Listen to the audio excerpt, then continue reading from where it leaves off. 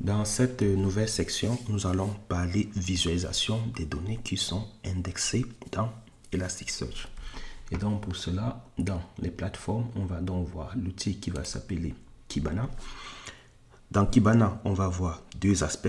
Le premier aspect qu'on verra, c'est déjà comment est-ce qu'on peut utiliser Kibana pour travailler avec l'API Elasticsearch en direct. Mais on verra aussi comment est-ce qu'on peut utiliser Kibana pour que ce dernier lance les requêtes à notre place. On verra différents outils qui sont mis à disposition par Kibana pour justement faire des requêtes sur un cluster Elasticsearch. Donc tout d'abord, on va déjà présenter Kibana. Kibana, comme on l'a dit, c'est l'interface de visualisation des données indexées dans Elasticsearch. Kibana, pour son propre fonctionnement, aura aussi besoin de stocker les données sur son fonctionnement. Et donc, Kibana va aussi automatiquement créer des index dans Elasticsearch dans lesquels il va stocker son état à lui. Donc, lorsqu'on verra les index, soyez pas surpris de retrouver des index de type Kibana. Il faut tout simplement garder à l'esprit que c'est des index dans lesquels Kibana stockera aussi ses propres données pour son fonctionnement.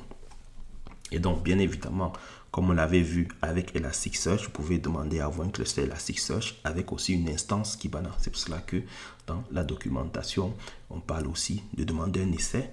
Ça vous permet de souscrire une offre de type Cloud Computing SAS chez Elastic. Dans les sessions prochaines, on verra comment est-ce qu'on installe Kibana. Et donc, dans les fonctionnalités que l'on verra, comme on l'a dit, ça va nous permettre de faire des requêtes, comme vous pouvez le voir à l'écran au niveau du Discover, qui va nous permettre de requêter nos index pour pouvoir en extraire un certain nombre de données. On verra comment est-ce qu'on peut construire des requêtes simples ou même des requêtes un peu plus complexes. Et donc, bien évidemment, comme on a dit, Kibana va être une interface de visualisation parce que c'est bien de requêter les données, mais c'est aussi beaucoup plus agréable de voir ces données de manière un peu plus visuelle. Et donc, vous aurez la possibilité de faire différents types de graphiques pour pouvoir visualiser vos données. De la même manière qu'on l'avait dit, Elasticsearch va couvrir énormément de périmètres. Et donc, dans l'interface Kibana, vous aurez donc à choisir l'option qui vous intéresse et Kibana vous aidera dans l'affichage de ces données. Est-ce que vous faites de l'observabilité? Est-ce que c'est de la sécurité? Kibana disposera donc de différents menus pour vous permettre de manipuler les données correspondantes. Et donc, lorsqu'on va pouvoir travailler avec les données, on avait dit, lorsque vous avez vos visiteurs, vous avez besoin de savoir, on avait parlé du plugin Geo qui permettait à partir de l'adresse IP de votre visiteur d'identifier son continent, d'identifier son pays, sa ville.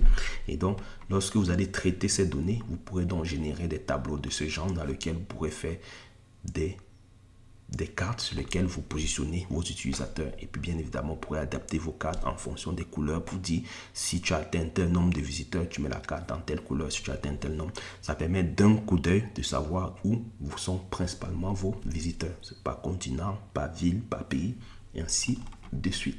Et donc, c'est tout ce que on verra dans Kibana au niveau du Discover pour pouvoir faire des recherches déjà de type plutôt simple sur nos données, pour pouvoir voir quels sont les taux d'erreur, quels sont les champs de choses qu'on va par la suite utiliser pour faire nos différentes visualisations.